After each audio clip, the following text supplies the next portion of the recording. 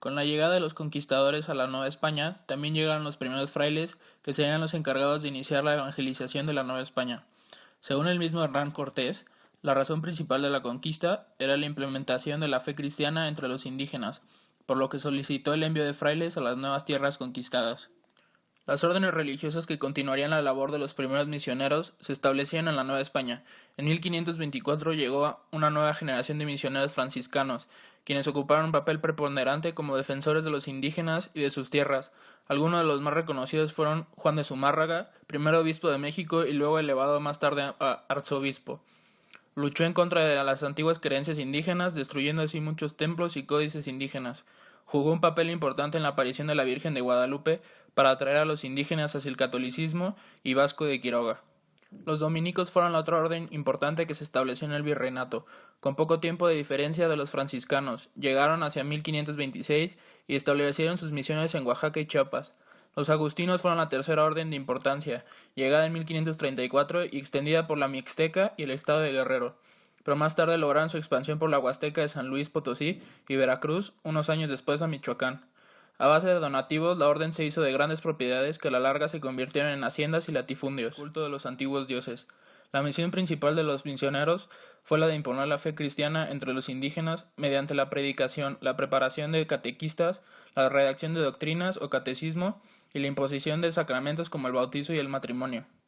Su obra no se detuvo ahí. Congregaron a los indígenas en nuevas poblaciones, levantaron conventos, capillas e iglesias, construyeron caminos, puentes y acueductos, construyeron hospitales y escuelas donde se enseñaban diversos oficios, defendieron a los nuevos cristianos del abuso de los encomenderos y registraron las costumbres e historia de los antiguos pueblos indígenas. La evangelización en la Nueva España no fue tarea fácil, especialmente en los primeros años de la colonia, cuando aún estaban arraigadas las costumbres prehispánicas religiosas.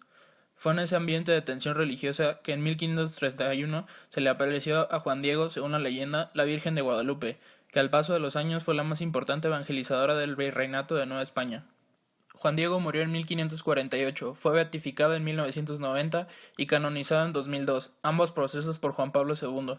Alfonso de Montúfar, sucesor de Zumárraga en el arzobispado de México, mandó construir la antigua Basílica de Guadalupe, inaugurada en 1708. La importancia de la imagen radica en que durante los siglos ha tenido un papel preponderante en la historia de México, como símbolo patrio no oficial, ya que su fiesta, el 12 de diciembre, no fue abolida del calendario con las leyes de reforma. Inspiró a los insurgentes como estandarte de su lucha y es considerada por el pueblo como la patrona de México y de toda América. El Papa Juan Pablo II. El Papa Juan Pablo II, después del incuestionable éxito de las maniobras políticas de la Iglesia Católica en Polonia, fijó sus ojos en México, un país que por lo ya visto tenía un gran número de fieles, pero era caracterizado por una tradición gubernamental casi hostil hacia la Iglesia Católica. Juan Pablo logró imponerle al gobierno de José López Portillo una primera y histórica visita, durante la cual, en forma no oficial, el presidente de México recibió al sumo pontífice. La demostración de fuerza por parte de la Iglesia fue contundente. Se movilizaron hacia la Ciudad de México más de 5 millones de personas. Esto es una cantidad de gente que ni con todos sus organismos actuando al unísono el gobierno mexicano habría podido juntar. El entonces presidente de México invitó al Papa a que ofreciera una misa en la casa presidencial, esta siendo Los Pinos. A partir de ese momento, la Iglesia Católica ya tenía el camino abierto para su reinserción en la vida nacional. En total, el Papa Juan Pablo II hizo 5 viajes a México, y en el último del cual su estado de salud ya era deplorable.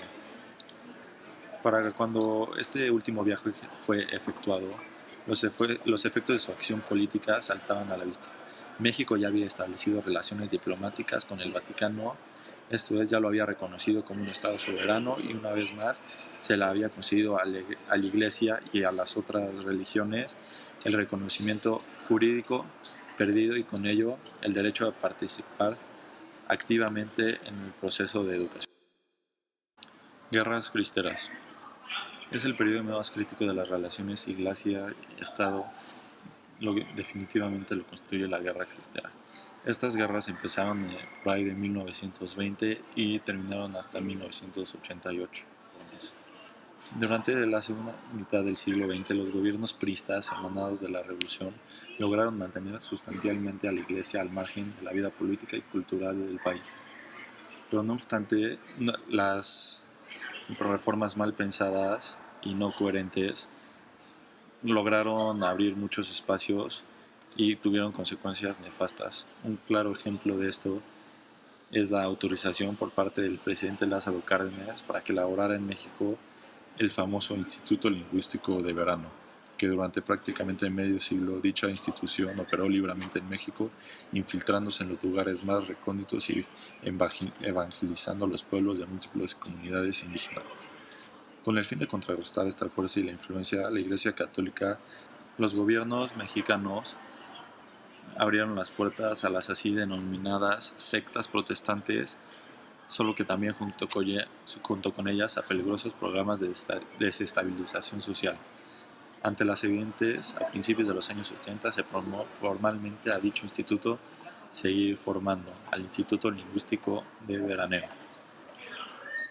Les hablaré de la llegada de los judíos a México en general y después un poco más específico en nuestra comunidad.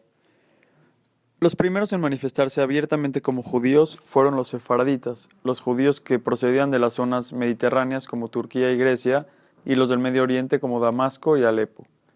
Ellos llegaron al país a finales del siglo XIX y su inmigración aumentó en la primera década del siglo XX a causa de guerras y revoluciones en sus países de origen. Tuvieron un proceso rápido de adaptación, ya que su forma de vida era afín a la latinoamericana, su lengua les permitió una incorporación eficaz a la vida económica y social en México. En 1949, el Comité Central Israelita de México llevó a cabo un censo de los judíos que vivían entonces en el país. Las cifras que arrojó este censo fueron las siguientes: 19.949 personas judías en la capital del país. De estos, 7.313 eran inmigrantes y 7.637 eran nacidos en el país. 11.726 ya eran ciudadanos mexicanos, incluyendo a los naturalizados y a los nacidos en el país. La mayoría de estos judíos eran originarios de Polonia, que eran como 2.441, de Rusia 1.189, de Lituania 467, de Alemania, Austria, Hungría, Rumania y Rumania y otros países el grupo era menor, y de Estados Unidos fueron como 109 personas. Los judíos establecidos en provincia eran 3.700 y las comunidades más grandes eran las de Guadalajara y Monterrey. Se reportaba además que del total de la población judía, el 45% tenía menos de 21 años. En total, habían 21.000 judíos en México, los cuales constituían el 0.1% de la población. Después de este censo, no se volvió a realizar otro hasta 1991. Gracias a la Universidad Hebrea de Jerusalén, apoyada por la Asociación Mexicana de Amigos de la Universidad Hebrea de Jerusalén.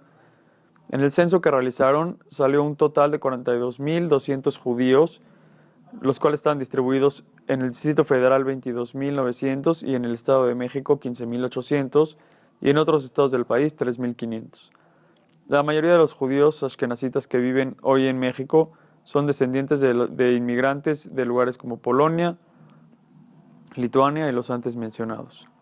Un poco más específico, judíos de comunidades en las que vivimos aquí cerca, vienen muchos de Damasco, Siria y Alepo, bueno, que están todo eso en Siria. Ellos llegaron a Querétaro, a una parte de Querétaro que se llama El Oro, y a lugares cercanos. Ahí tuvieron familias, algunas numerosas, algunas pequeñas, y de ahí cuando crecieron vinieron a México, primero a la colonia Roma, y después comenzaron a distribuirse por Tecamachalco, Polanco, Interlomas y la zona poniente del país. Esos son un poco los orígenes de los judíos y cómo fueron llegando a México. En el 2012 se llevó a cabo un desafortunado evento en el estado de Michoacán, donde está prohibido jugar al fútbol o leer diarios o ver televisión o estudiar, ya que han existido conflictos entre los habitantes desde que el pequeño enclave de adoradores a la Virgen del Rosario fue fundado hace más de 40 años. El último episodio de esta historia fue entre los pobladores ocurrió el lunes 21 de agosto, mientras que en todo el país 27.5 millones de niños regresaron a las clases. En Nueva Jerusalén un grupo de pobladores lo impidió. Mujeres vestidas como la Virgen a la que adoran, acompañadas de hombres, seguidores del líder religioso de la comunidad, Martín de Tours, como se hace llamar, bloquearon las vías de acceso al pueblo y a golpes impidieron el paso de niños, padres de familia y maestros a una casa que fue habitada como escuela, lo que dejó 3 lesionados según el gobierno estatal.